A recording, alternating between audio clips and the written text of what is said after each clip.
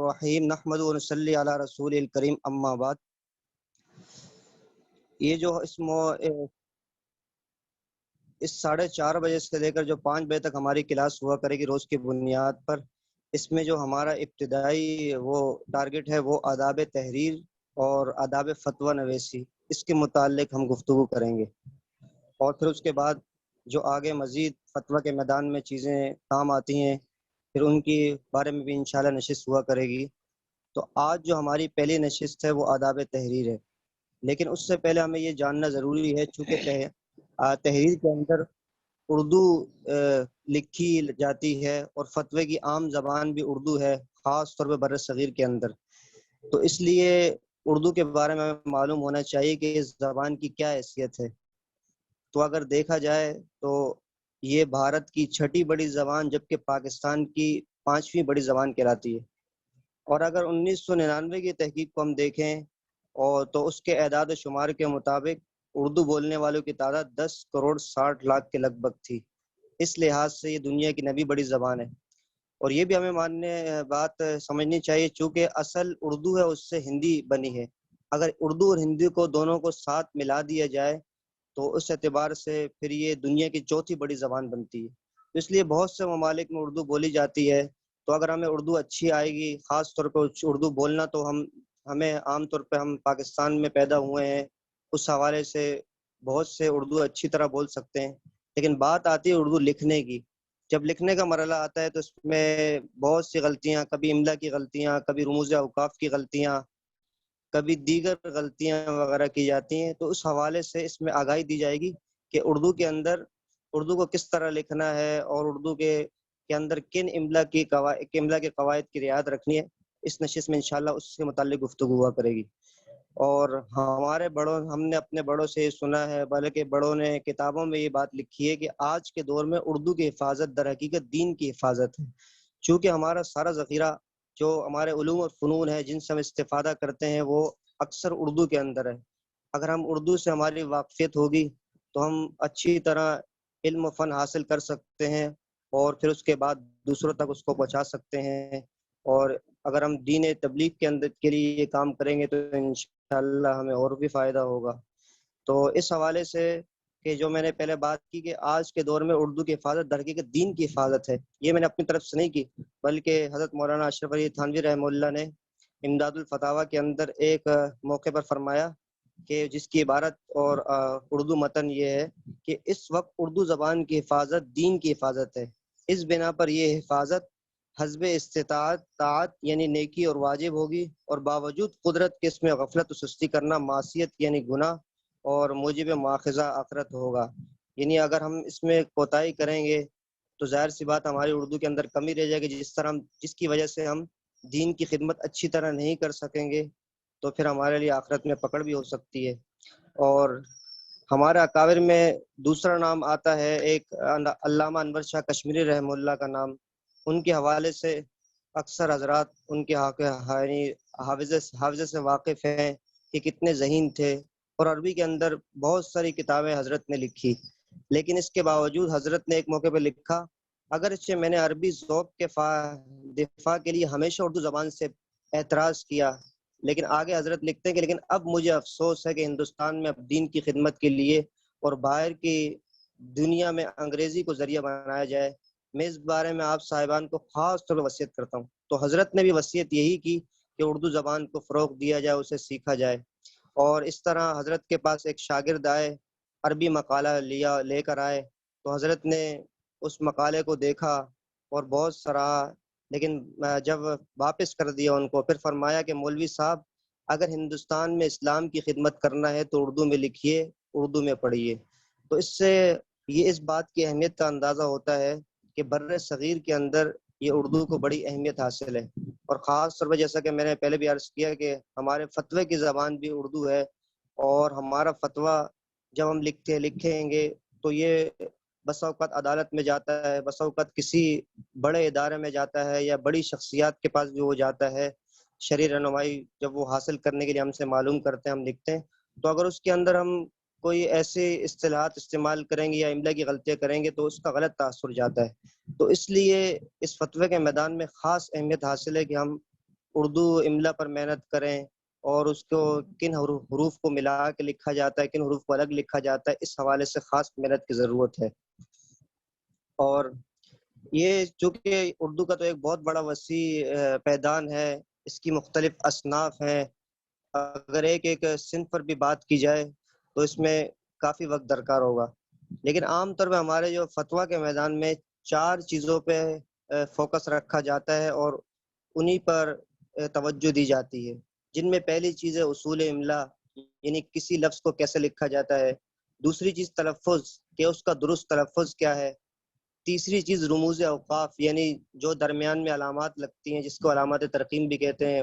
اور چوتھی چیز جو ہوگی وہ طریقہ تصحیح، یعنی کسی بھی چیز کو اردو تحریر کو اگر تصحیح کریں گے تو ان میں کن قواعد کی رعایت رکھی جاتی ہے۔ انشاءاللہ العزیز میں ان چاروں پر گفتگو ہوگی، چونکہ ان چاروں کے بہت سے فوائد ہیں۔ اگر اصول املا کے فوائد کو دیکھا جائے تو اس کے فوائد میں سے ایک فائدہ ہے تحریر کی غلطیوں سے بچ سکتے ہیں۔ دوسرا فائدہ یہ کہ پڑھنے والے کو پڑھنے میں سہولت ہوگی اگر اسے املا کی رعایت رکھیں گے۔ اور تیسرا فائدہ یہ ہوگا کہ اردو ادب سے مطابقت ہوگی۔ اگر اصول تلفظ کے فائدے پر غور کیا جائے تو اس کے بھی کئی فائدے ہیں۔ پہلا فائدہ اس کا یہ ہوگا کہ لفظ کی درست ادائیگی میں وہ سیکھی جا سکے گی۔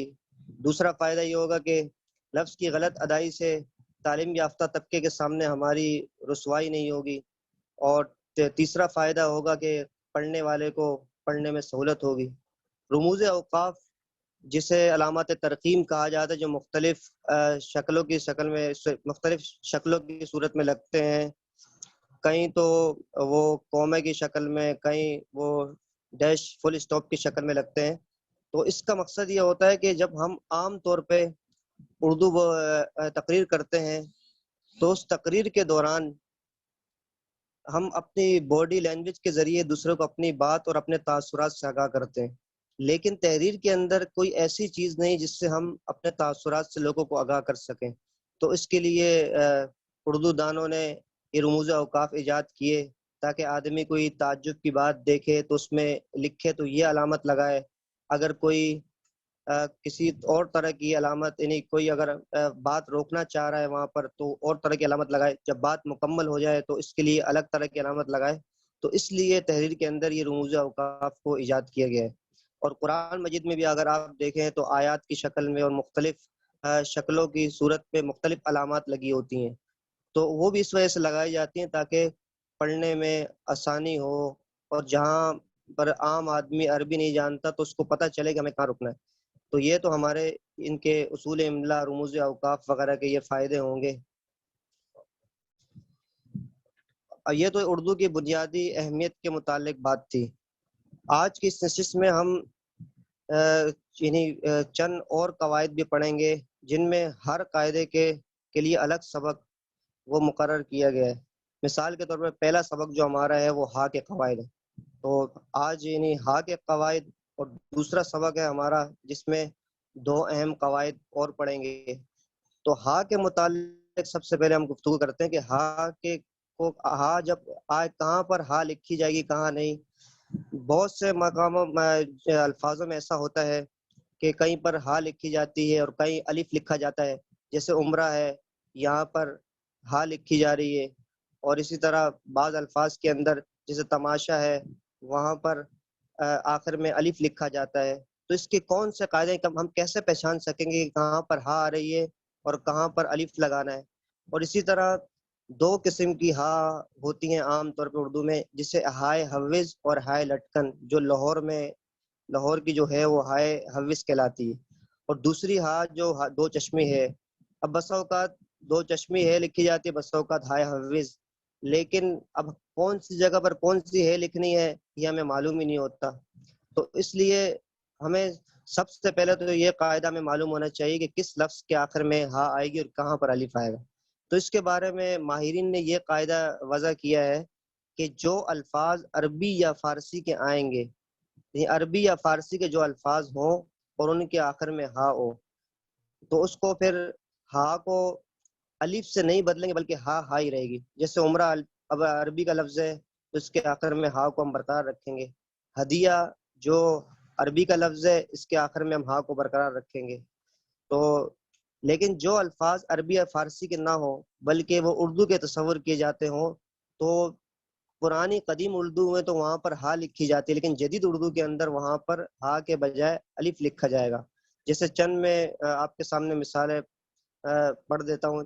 جیسے تماشا ہے، یہ اردو کا لفظ ہے، تو ہم تو عام طور پر آپ دیکھیں گے کہ اس میں ہا لکھی ہے، لیکن اس کو الف کے ساتھ لکھنا زیادہ بہتر ہے. اسی طرح راجا ہے، یہ مہینہ ہے، پسینہ ہے، چونکہ یہ اردو کے الفاظ ہیں اس لیے ان کے آخر میں ہا کے بجائے الف لکھنا، یہ لکھا جائے گا چونکہ یہ اصل اردو کے الفاظ ہیں. اب دوسرا قاعدہ یہ ہے کہ وہ جو میں نے شروع میں بتایا کہ بسا اوقات ہائے حوض لکھی جاتی ہے اور بسا اوقات دو چشمی ہے.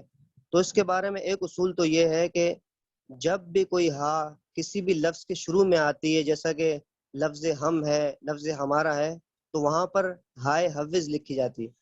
اور اسی طرح جب لفظ کے آخر میں ہے ہم لکھتے ہیں، چھوٹی ہے یا بڑی ہیں، وہ بھی چونکہ شروع میں آ رہی ہے تو وہاں پر بھی ہائے حوض لکھیں گے.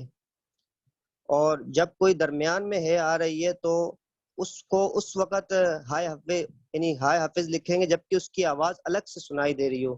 جیسے کہ یعنی بہت سے الفاظ ہیں درمیان میں آ رہے ہیں، ان کی آواز الگ سنائی دے رہی ہے، جیسے کہ کہاوت، کہانی، دیہات. تو چونکہ یہاں ہے کی آواز الگ ہے تو یہاں پر بھی ہائے حافظ لکھیں گے. لیکن جب ہا پچھلے والے حرف کے ساتھ اس کی آواز مل کر نکلے تو پھر وہاں پر دو چشمی ہے لکھا جاتا ہے، لکھی جاتی ہے. جیسا کہ مگر مچھ ہے تو یہاں پر دو چشمی لکھی جائے گی. مونچھ ہے، پھوپا ہے، اگر پھوپا میں ہائے حفظ لگائیں گے تو پھوپا کے بجائے پھوپھا بن جائے گا. تو اسی طرح تھانے دار ہے، تھانے دار میں اگر دو چشمی کے بجائے ہائے حفظ لگائیں گے تو یہ تھانے دار کے بجائے تھہانے دار بن جائے گا. تو جہاں پر اس کی آواز پہلے کے ساتھ مل کے نکلے تو اس میں بھی دو چشمی ہے لگاتے ہیں، یہ اس کا اصول ہے. اور ہاں کے بارے میں ایک قاعدہ یہ ہے کہ بس اوقات بہت سے الفاظ ایسے ہوتے ہیں جیسا کہ بیہودہ ہے، اور بس اوقات ان سے جب ہم حاصل مصدر بناتے ہیں تو بعض جگہوں پر آخر میں گاف لگتی ہے، جیسا کہ بیہودہ سے بیہودگی. بیہودہ کا جو حاصل مصدر ہے وہ بیہودگی ہے، تو اب یہاں پر گاف لگا ہوا ہے. تو اب بس اوقات کسی جگہ پر گاف نہیں آئے گا، بلکہ جیسے ادا ہے، اس کا حاصل مصدر ادائیگی صحیح نہیں ادائی ہے. تو اس کا اصول کیا ہے کہ کہاں پر گی آئے گا اور کہاں پر گی کے بجائے ای آئے گا. تو اس کا اصول یہ ہے کہ جن فارسی اسموں کے آخر میں اگر ہا ہے تو اس کو حاصل مصدر بناتے وقت اس کو گاف سے بدلیں گے. جیسے بیہودہ میں ہا ہے تو بیہودگی بن جائے گا، شرمندہ میں ہا ہے تو شرمندگی بن جائے گا، افسردہ کے آخر میں ہا ہے تو افسردگی بن جائے گا. لیکن جہاں پر ہا نہیں ہے تو وہاں پر آخر میں گھی نہیں لگے گا. جیسے ادا ہے، اس کے آخر میں ہا نہیں آتی تو ادائی صحیح ہوگا، یعنی ادائیگی کے بجائے ادائی لفظ صحیح ہے. تو یہ تو ہمارے ہا کے متعلق قواعد ہو گئے. دوسرا سبق جو ہمارا آج ہے وہ اس کے اندر ہم دو اہم قواعد پڑھیں گے. وہ قواعد بھی ہمیں انشاءاللہ العزیز اردو لکھنے کے اندر ہمارے لیے مددگار اور معین ثابت ہوں گے، جن میں سے ایک قاعدہ ہے کہ جیسا سنو ویسا لکھو. یہ قاعدہ، اس قاعدے کو سمجھنے کے لیے ہمیں الفاظ دیکھنے پڑیں گے کہ اردو کے اندر ہم بہت سے ایسے الفاظ ہیں جو ہم بولتے کسی اور طرح، لکھتے کسی اور طرح. مثال کے طور پر ہم یہ بولتے ہیں میں نے آپ کے لیے یہ چیز لائی، تو ہم دیکھیں بولنے میں لیے اس میں حمزہ کی آواز بالکل نہیں آ رہی، تو اس لیے اس کو حمزہ کے ساتھ لکھنے کے بجائے تو اس کو یا کے ساتھ لکھا جائے گا، لیے، لیے کے بجائے لیے. اور اس طرح دیے، ہم بولنے میں بھی یہ بولتے ہیں دیے، تو اس لیے یہاں پر بھی حمزہ کے بجائے یا لکھی جائے گی. یعنی یہ اصول ہے کہ جیسا سنو ویسا لکھو. تو اس اصول کی بنا پر جو الفاظ ہمیں جیسے سنتے ہیں ویسے ہی لکھنے چاہیے. بہت سے الفاظ جو عام طور فتویٰ کے میدان میں آتے ہیں جیسے لیے، دیے، کیے، جیے، چاہیے، لیجیے، کیجیے، اٹھیے، بیٹھیے، بولیے، تولیے، یہ تمام الفاظ وہ ہیں جن میں حمزہ نہیں آئے گی بلکہ اس میں یا آئے گی. اس کو آسان طور پہ اس طرح بھی سمجھ سکتے ہیں کہ جن لفظوں میں یا سے پہلے زیر ہے تو وہاں پر حمزہ کے بجائے وہاں پر یا لکھی جائے گی. یہ تو اس حوالے سے جیسے سنو ویسے لکھو کہ یہ چند الفاظ بطور نمونے کے پیش کر دیے. اور اسی طرح اس میں ایک چند اور قواعد بھی آئیں گے کہ مثال کے طور پر اردو کے اندر وہ الفاظ جو باب افعال افتعال کے وزن پر ہوتے ہیں، جیسا کہ باب افعال کی مثال املا ہے، انشا ہے، اخفا ہے، یا افتعال کی مثالیں ہیں ارتقاء ہے، ابتلا ہے. تو جو بھی ایسے ہوں گے جو کہ باب افعال یا افتعال کے وزن پر ہوں گے، تو ان کو اس کے بارے میں چونکہ ہم جب بولتے ہیں تو ہم املا بولتے ہیں، املا یعنی حمزہ کی آواز آخر میں نہیں آتی، تو اس لیے ان کو بغیر حمزہ کے لکھا جائے گا. اسی طرح وہ عربی جمع جو فعلا کے وزن پر ہو، تو اس میں بھی چونکہ ہم جب اس کو پڑھتے ہیں تو ہم پڑھتے ہیں علماء، آخر میں حمزہ کی آواز نہیں آتی، شعراء، تو اس صورت میں بھی ہمیں حمزہ نہیں لکھنی چاہیے، بلکہ ہمیں حمزہ کے بعد ان کو لکھنا چاہیے، جیسے علماء، شعراء، صلحاء، عمراء، فقراء، حکماء، غرباء. تو یہ ماہرین کا یہی کہنا ہے.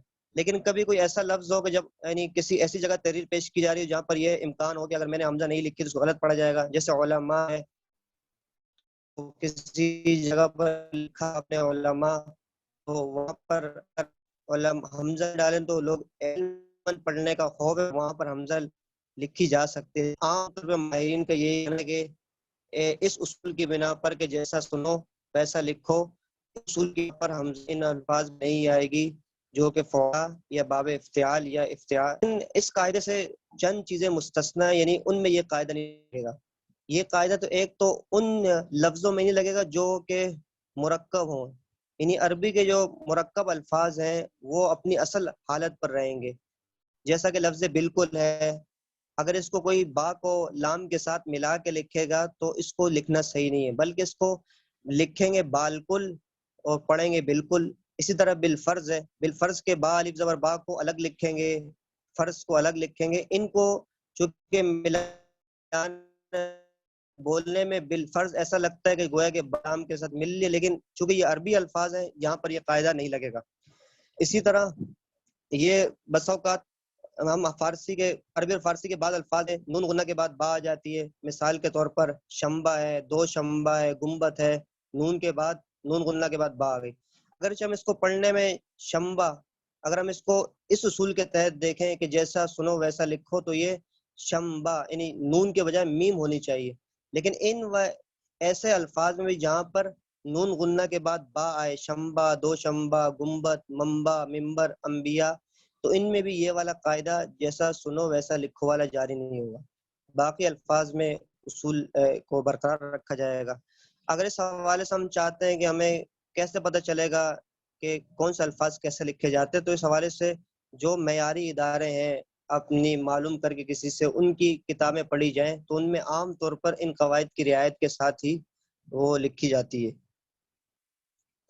عام طور پر اردو لکھی جاتی ہے. جتنے بھی اچھے اخبار ہیں تو وہاں پر بھی آپ دیکھیں گے تو لیے یا چاہیے ان میں عام طور پہ حمزہ وغیرہ کو نہیں استعمال کیا جاتا. اور آج کے جو ہمارا سبق کا آخری مرحلہ ہے وہ اسی سبق کا دوسرا اہم قاعدہ ہے. وہ قاعدہ ہے کہ الفاظ کو علیحدہ علیحدہ لکھیں.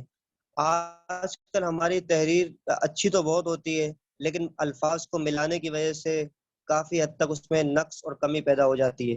تو اگر ہمیں معلوم ہو گئے کون سے لفظوں کو ملا کر لکھنا ہے، کون سے لفظوں کو الگ الگ لکھنا ہے، تو اس سے بھی تحریر میں خوبی پیدا ہوگی. تو اس کے لیے اصول یہ ہے کہ جو الفاظ بھی الگ الگ لکھنے ممکن ہو تو ان کو الگ الگ ہی لکھنا چاہیے. اگر کوئی الفاظ الگ الگ لکھنا ممکن نہ ہو تو پھر ان کو ایک ساتھ بھی لکھ سکتے ہیں. یہ عام طور پہ ایسے الفاظوں میں ہوتا ہے جو دو الفاظ سے مل کر بنتے ہیں. تو اس میں بھی دو طرح کے الفاظ، جیسے دستیاب ہے تو انہیں اس کو ایک ساتھ ہی لکھنا بہتر ہے. اور اس کے علاوہ جو الفاظ ہیں جیسے اس لیے، لفظ اس لیے ہے، اس کو الگ لکھیں گے، لیے کو الگ لکھنا چاہیے. کے لیے میں کے کو الگ، لیے کو الگ. سمجھدار میں سمجھ کو الگ، دار کو الگ. عقل مند میں عقل کو الگ، من کو الگ. اس طرح تجھ کو، مجھ کو، اس میں تجھ کو الگ، کو الگ. اسی طرح اس کے بہت سے الفاظ ہیں. خوشخبری میں خوش کو الگ، خبری کو الگ. دلچسپ میں دل کو الگ، چسپ کو الگ. اہل سنت میں اس طرح اہل کو الگ، سنت کو الگ. اہل حدیث میں اس طرح انشاءاللہ میں ان کو الگ، شاء اللہ کو الگ لکھا جائے گا. تو ان الفاظ کو اگر ہم الگ الگ لکھیں گے تو تحریر کی خوبیوں میں شمار ہوگی، اور بڑے جتنے بھی ہمارے بڑے معیاری ادارے ہیں ان میں عام طور پر اردو کے الفاظ کو الگ الگ ہی لکھا جاتا ہے۔ تو آج کے ہمارے نشست کا خلاصہ یہ ہوا کہ شروع کے اندر ہم نے عربی کی اہمیت کے حوالے سے کچھ بات کی، اور پھر اس کے اکابرین کے چند حوالے پیش کیے جس سے اردو کو اہمیت حاصل ہوئی۔ پھر اس کے بعد ہم نے ہا کے حوالے سے 4 قاعدے پیش کیے، اور پھر اس کے بعد جس میں دو قاعدے پیش، جس میں پہلا قاعدہ لکھیں اللہ تعالیٰ باتوں پر کرنے کی، اور اللہ تعالیٰ میں مرتے دم تک دین کے ساتھ جوڑے رکھ، اور اسی حالت میں اللہ تعالیٰ دنیا سے رخصت فرمائے۔ وآخر دعوانا الحمد للہ رب العالمین۔